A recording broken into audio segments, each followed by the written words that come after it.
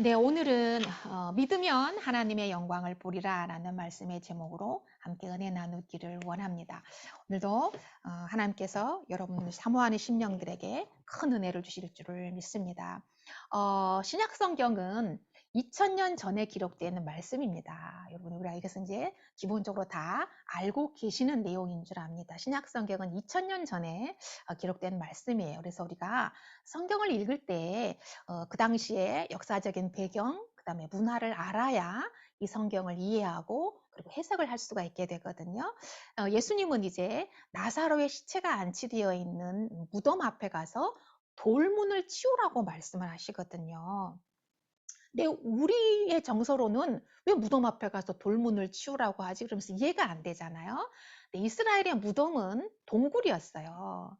우리는 이렇게 옛날에는 매장했잖아요. 매장하고 지금은 다 화장을 해서 이제 납골 땅에 이렇게 장례를 하지만 이스라엘의 장례 풍습은 동굴이었습니다. 그래서 시체를요, 하얀 붕대로 머리끝서부터 발끝까지 칭칭 감아요. 그 다음에 동굴 속에는 이제 바위 위에다가 이렇게 안치하는 그런 장례 풍습이었습니다. 그래서 안으로 들어갔다 나왔다 할 수 있는 그런 형태였거든요. 그리고 부자들은 그 동굴 안에다가 집처럼 지어놓고 사는 사람도 있었어요. 그러니까 그 동굴이 굉장히 넓다는 거잖아요. 그 동굴 안이. 그래서 무덤 입구는 커다란 돌문으로 막아놨어요. 그래서 예수님이 이제 나사로의 무덤을 막고 있는 그 돌문을 치워라 라고 이제 이렇게 말씀을 하셨던 것입니다. 그러자 마르다가 예수님을 말려요. 아니 예수님, 주님 죽은 지가 이미 나흘째나 되었고 시신이 부패해가지고 냄새가 나기 시작하는데 돌문을 치우면은 냄새가 이제 밖으로 나올 것이기 때문에 말렸던 거예요. 그리고 마르다는 이미 포기한 상태였어요. 체념한 상태였습니다.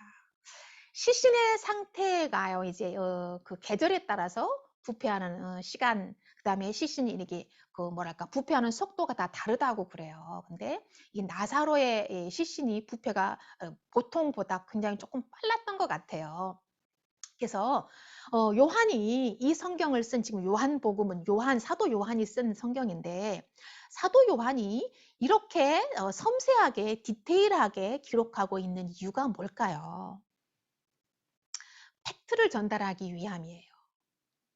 나사로의 부활이 신화가 아니라 사실이었다라고 하는 것을 온 천하에 증거하기 위해서 굉장히 섬세하게 기록을 하고 있다라고 하는 거예요.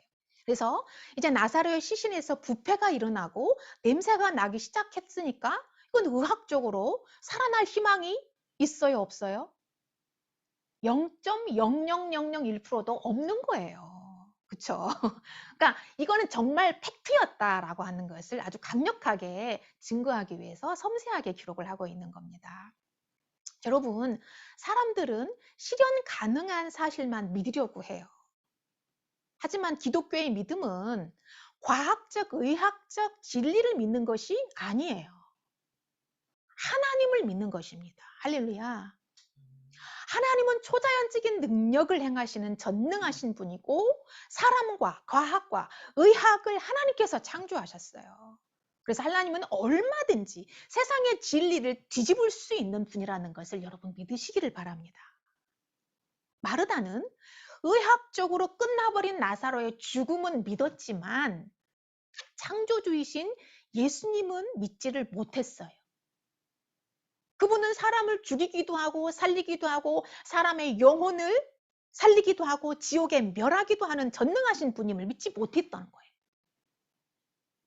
여러분, 우리가 이 마르다의 신앙을 보면서 우리의 신앙, 우리가 신앙하는 것이 무엇인지 냉철하게 비판을 좀 해봐야 돼요. 우리가 지금 믿는 믿음은 무엇입니까? 여러분이 지금 아버지라고 부르는 그 하나님은 어떤 분이십니까?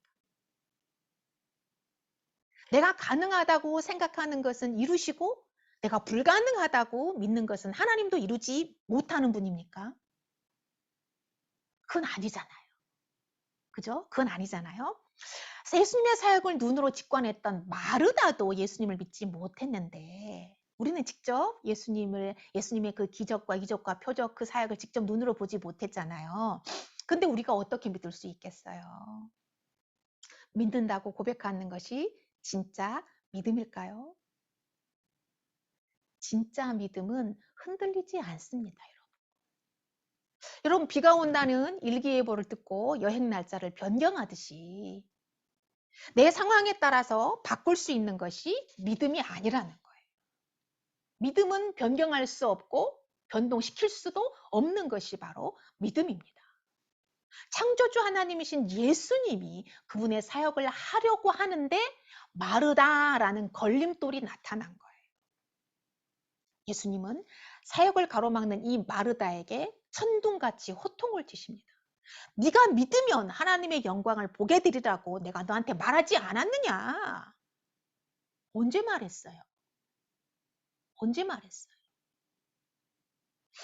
예수님이 베다니에 들어왔다라는 말을 듣고 마르다가 예수님께 나가서 예수님이 이곳에 빨리 오셨으면 우리 오빠가 죽지 않았을 텐데 왜 이렇게 늦게 오신 거예요? 하고 투정하고 불평하고 예수님한테 막 그냥 이렇게 막 짜증을 부리고 불평하고 원망하니까 예수님께서 말씀하셨어요. 25절에 11장 25절 전 부분을 보면 나는 부활이요 생명이다. 나를 믿는 자는 죽어도 살고 나를 믿는 사람은 살아서 나를 믿는 자라면 영원히 죽지 않을 거야. 네가 이것을 믿니? 그러자 마르다가 뭐라고 말했냐면 예, 주님 믿습니다.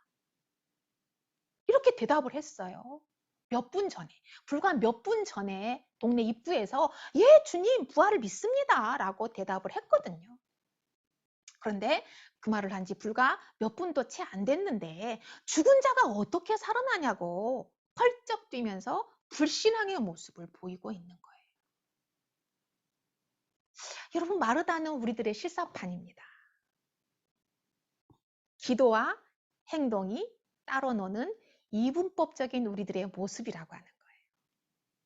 기도할 때는 천사의 말로 기도하고 입에 막 따발총을 단 것처럼 따다다다다다다다 막 유창하게 막 그냥 기도를 하잖아요. 방언으로 막 샬라샬라샬라샬라 막 기도를 해. 근데 기도가 끝나자마자 걱정하고 의심하고 우리들의 불신의 모습. 그죠? 기도 끝나자마자 아이고 이거 어떻게 해야 되지? 어떻게 해야 되지 이거? 이러면서 근심하고 걱정하고 불안해하고 염려하는 거. 이 마르다의 모습이 우리의 실사판이라는 거예요. 이건 이래서 안 되고 그건 그래서 안 되고 저건 저래서 안 돼요.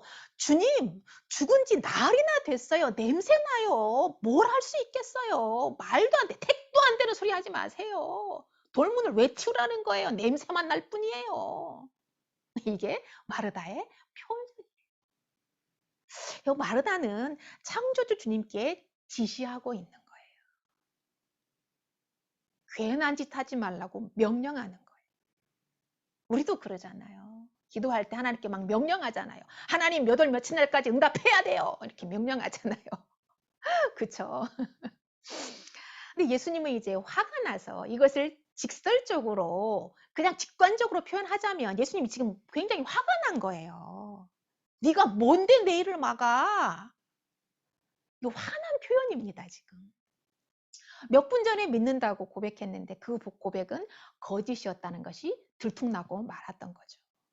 말로만 믿는다고 했다는 것이 만천하에 밝혀지고 말았던 것입니다. 우리는 하나님을 믿는다고 말하고 믿습니다 하고 힘줘서 고백을 하는데 여러분 정말 믿습니까? 믿으면 하나님의 영광을 볼 것이라고 예수님은 마르다를 다그칩니다. 어떻게 하면 하나님의 영광을 볼 수 있을까요? 첫 번째로요, 불신의 돌문을 치우면 됩니다. 불신의 돌문을 치우면 되는 거예요. 여러분, 무덤이 무엇인지 먼저 우리가 해석이 돼야 돼요. 이것이 자연적인, 현실적인 무덤이기도 하지만 지금 영적으로 이 무덤이 무엇을 의미할까? 그 무덤이 뭐냐면 바로 죄로 말미암아서 하나님과 단절된 영혼의 상태, 영적인 상태가 바로 무덤이에요. 그 캄캄한 무덤 앞에 예수님께서 찾아오셔가지고 나를 살리시고 새 생명을 주셔서 죽었던 영혼을 살려주신 분이 바로 예수님이십니다. 그 말씀을 듣고 우리가 계속해서 생명 안에서 자유를 누리고 하나님의 축복을 받아 누려야 되는데 하나님의 말씀을 듣지 못하도록 막는 돌문이 바로 불신이라고 하는 거예요. 내 마음속에 예수님의 말씀이 들어오지 못하도록 막고 있는 그 불신의 돌문, 그것은 바로 의심입니다. 불안과 염려와 두려움과 걱정이에요. 그것을 치워야 되는 거예요. 빌립보서 4장 6절로 7절에 보면 이렇게 말씀했습니다. 아무것도 염려하지 말고 다만 모든 일에 기도와 간구와 너희 구할 것을 감사함으로 하나님께 아뢰라 라고 했어요. 아뢰다라는 말은 사실적으로 자세하게 설명한다라는 거예요. 사실적으로 주님, 내가 배가 아파요. 어제 밥을 먹었는데 뭐가 잘못됐나 봐요. 탈이 났나 봐요. 내가 배가 아파요. 주님, 제 배를 좀 치료해 주세요. 혹은 주님, 제가 어제 교통사고가 났는데 이래 해가지고 제가 지금 허리도 아프고 뒷목도 아프고 머리도 아파요. 어지러워요. 주님, 제 상태를 아시죠? 저를 만져주시고 치료해 주세요. 이렇게 사실대로 자세하게 설명하는 것이 아뢰는 거죠. 그렇게 하면 아뢰면 모든 지각에 뛰어나신 하나님의 평강이 그리스도 예수 안에서 너희의 마음, 어떤 마음? 불안한 마음, 두려운 마음, 그 다음에 생각을 지키시리라 라고 했어요. 어떤 생각? 부정적인 생각이 들지 않도록 우리의 생각을 지켜주신다는 것입니다. 여러분, 불신과 의심의 돌문을 옮기는 것은 감사함으로 아뢰는 것입니다. 그리하면 불신과 의심의 돌문이 열립니다. 예수님도 나사로를 살려달라고 하나님께 기도하거든요. 41절에 보면 예수님도 하나님께 나사로를 살려달라고 기도하는데 뭐라고 기도했냐면 감사로 아뢰었어요. 아버지여, 내 말을 들으신 것을 감사하나이다. 감사로 아뢰었습니다. 하나님의 영광을 보지 못하게 막고 있는 두려움의 문, 무서움의 문, 걱정의 문, 이 모든 불신의 돌문을 감사와 아뢰므로 무너뜨리고 폭파하시기를 예수님의 이름으로 축복합니다. 두 번째로는요, 열린 마음으로 말씀을 받아들이면 하나님의 영광을 보게 돼요. 예수님의 어머니를 여러분 아실 거예요. 예수님의 어머니가 마리아입니다. 마리아처럼 주의 여정이 오니 주님의 말씀대로 될 줄을 믿습니다 라는 열린 마음으로 주님의 말씀을 100% 받아들일 때 하나님의 영광을 보게 됩니다. 닫힌 마음에는 말씀이 들어가지 못합니다. 그래서 말씀의 씨앗이 떨어지지가 않아요. 커다란 돌문이 가로막고 있는데 어떻게 말씀이 들어가요? 말씀이 못 들어가는 거예요. 그래서 은혜의 열매가 없습니다. 말씀이 들어와야 은혜의 열매가 주렁주렁 맺힐 텐데 말씀이 들어오지를 못하니까 열매도 못 맺히는 거예요. 그래서 말씀을 듣기는 들어도 삶은 드라이하고 기쁨이 없습니다. 마르다가 말씀을 안 들었을까요? 마르다는 예수님의 말씀을 직접 들었어요. 우리는 성경으로 주의 말씀을 듣지만 마르다는 2000년 전에 예수님께로부터 직접적으로 말씀을 들었어요. 그렇지만 내 고집, 내 생각, 나의 고정관념이라는 커다란 돌문이 가로막고 있었기 때문에 말씀이 마음의 토지에 흡수되지 않고 다 튕겨 나가버렸다는 거죠. 그래서 마음을 열고 하나님의 전능하심을 인정하고 겸손히 엎드리시기를 바랍니다. 그래야 영계에 감추어진 기이한 은사를 체험하고 하나님의 영광을 보게 될 줄을 믿습니다. 세 번째는요, 순종하는 무명의 엑스트라가 영광을 봅니다. 누군가 돌문을 치워요. 마르다는 안 된다고, 무슨 돌문을 치우라고 하냐고, 말도 안 된다고 막 불평하고 막 불신을 그냥 이게 의심하고 불신하는데 누군가 돌문을 치웠어요. 누가 치웠을까? 이름이 나오지 않아요. 누가 치웠는지 이름도 나오지 않아요. 그가 누구였냐면 바로 예수님의 말씀을 100% 믿고 순수하게 그대로 믿고 하나님의 영광을 보기를 사모하는 사람이었다는 거죠. 왜? 그동안 예수님이 행하신 일들을 다 보고 들었기 때문에 예수님이 말씀하는 거는 분명히 뭔가 뜻이 있을 거야, 될 거야 라는 믿음을 가지고 있었기 때문에 마르다가 예수님과 막 입씨름을 하고 있을 때 누군가는 돌문을 치웠다라고 하는 거예요. 가나의 혼인잔치 때 이름 없는 하인들이 예수님의 말씀에 순종해서 돌 항아리에 있는 물을 떠다가 연회장 대표에게 갖다 줬을 때 물이 포도주로 바뀌는 영광을 목격하게 됐잖아요. 그쵸? 하나님은 늘 말씀하십니다. 네가 주연이냐 조연이냐 엑스트라냐 이건 중요하지 않다. 지금 오늘 본문 말씀의 주연은 누구일까요? 마르다예요. 마르다가 주연입니다. 그렇지만 무명의 엑스트라의 역할이 굉장히 강력했어요. 강력했어요. 주연인 마르다는 자기 주장만 내세우면서 감독에게 막 얻어 터지고 있어요. 네가 믿으면 하나님의 영광을 볼 것이라고 내가 말했잖아. 그러면서 막 혼나고 막 얻어 터지고 있는 거야. 그런데 감독이 무엇을 의도하는지 이름 없는 한 엑스트라는 감독이 무엇을 의도하는지 간파했어요. 그리고 단 한 번의 오케이 컷을 받아낸 것입니다. 여러분 많이 알고 교만한 것보다 몰라도 순수하게 어린아이처럼 순종하는 사람을 하나님은 찾으십니다. 그를 통해서 하나님의 영광을 나타내고 그는 하나님의 영광을 직관하게 될 것입니다. 여러분 나의 교만, 나의 생각, 나의 고정관념을 내려놓으시고 순수하게 주의 말씀을 100% 믿고 받아들이시기를 바랍니다. 네 번째로는요, 절망과 죽음의 수의를 벗으면 하나님의 영광을 보게 됩니다. 예수님께서 나사로가 묻혀있는 무덤을 향해 말씀하셨어요. 43절부터 44절 말씀까지 한번 읽어볼까요? 43절과 44절 말씀 읽겠습니다. 시작. 이 말씀을 하시고 큰 소리로 나사로야 나오라 부르시니 죽은 자가 수족을 벼로 돈 채로 나오는데 또 얼굴은 수건에 쌓였더라. 예수께서 이르시되 풀어놓아 다니게 하라 하시니. 네, 43절, 44절 제가 다시 읽어드릴게요. 이 말씀을 하시고 큰 소리로 나사로야 나오라 부르시니 죽은 자가 수족을 배로 동인 채로 나오는데 그 얼굴은 수건에 쌓였더라. 예수께서 이르시되 풀어놓아 다니게 하라 하시니라. 여러분 나사로가 살아났습니다. 할렐루야. 나사로가 살아났습니다. 나사로의 몸을 감고 있던 하얀 천은 죽음, 절망, 포기, 끝을 의미합니다. 예수님은 그 모든 것을 벗겨주라 라고 선포한 거예요.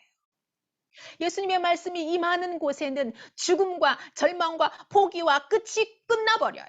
그리고 그 자리에 생명과 희망이 시작됩니다. 하나님의 영광을 보려면 절망과 죽음의 수위를 벗어버리면 되는 거예요. 나는 절망스럽고 나는 소망이 없는 것 같고 나는 정말 포기하고 싶고 나는 아무런 것도 의욕도 없지만 그냥 그것을 벗어버려야 되는 거예요. 그러면 하나님께서 주님께서 그 속에 생명과 희망을 불어넣어 주신다는 것입니다. 하얀 천으로 나사로의 몸을 머리부터 발끝까지 칭칭 감아놨기 때문에 누군가 가서 그걸 풀어줘야 되는 거예요. 그래서 예수님은 그곳에 있는 사람들에게 가서 나사로의 수위를 풀어줘라 라고 말씀을 하신 거죠. 그래서 나사로의 수적을 묶은 수위를 사람들이 풀어주자 자유의 몸이 되었습니다. 여러분, 우리는 죽은 나사로였습니다. 저와 우리가 죽은 나사로였어요. 죄의 무덤에 갇혀서 죽음의 썩은 냄새가 진동하던 소망 없는 사람들이었습니다. 하나님께서 누군가를 우리에게 보내주셨어요. 그죠? 나 스스로 예수님을 제 발로 찾아간 거 아니잖아요. 누군가가 우리에게 와서 복음을 전해줬습니다. 듣게 됐어요. 그 다음에 성령께서 내 영혼의 수족을 묶고 있던 수위를 벗겨주었어요. 그래서 영적 비늘이 벗겨져서 하나님의 영광을 보게 되었고 내 영혼이 자유를 누리게 되었습니다. 할렐루야. 그러므로 이제 우리를 결박하던 죄와 죽음의 수위가 벗겨졌습니다. 우리는 다시 살아났습니다. 영적으로 다시 살아났어요. 다시는 죄와 죽음이 우리를 묶지 못합니다. 성령님께서 우리를 생명과 평안과 축복으로 인도하게 될 것입니다. 예수님은 그 은혜로 다시 살아난 나사로인 우리에게 지금 무덤 속에 죽어 갇혀있는 나사로의 수위를 벗겨주라고 말씀합니다. 영원히 죽은 자들, 하얀 수위로 칭칭 감겨서 어둠 속을 헤매고 있는 자들에게 복음을 전해서 죽음에서 고통에서 수위를 벗겨줘야 됩니다.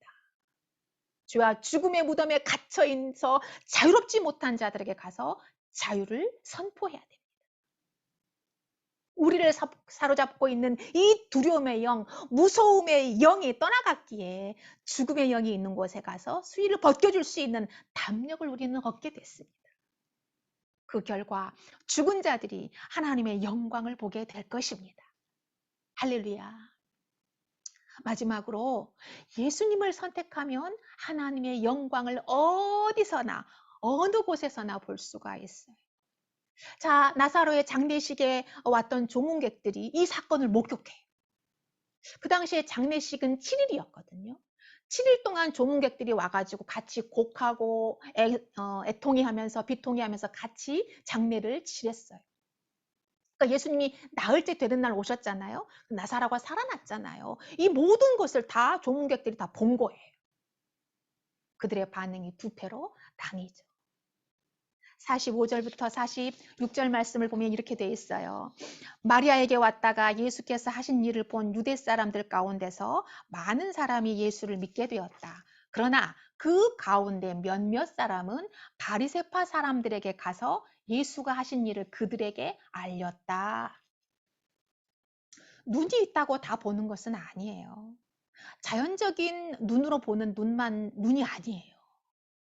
우리는 믿는 우리에게는 이 자연적인 눈과 영안의 눈이 있습니다. 영안이 있습니다. 영안이 열려야 돼요. 그래야 예수님을 보게 되고 이 영계에 감추어진 신비한 일들을 다 볼 수가 있게 되는 거거든요. 하지만 같은 사건을 동시에 목격하고서도 영의 비늘이 벗겨지지 않는 사람들은 믿지 못했어요. 이들은 현세의 삶이 더 중요했기 때문에.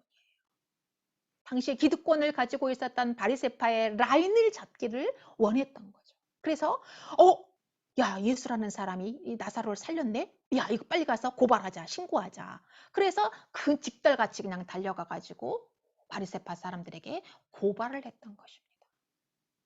죽은 사람이 살아난 것보다 지금 당장 먹고 사는 것이 더 급했던 거죠.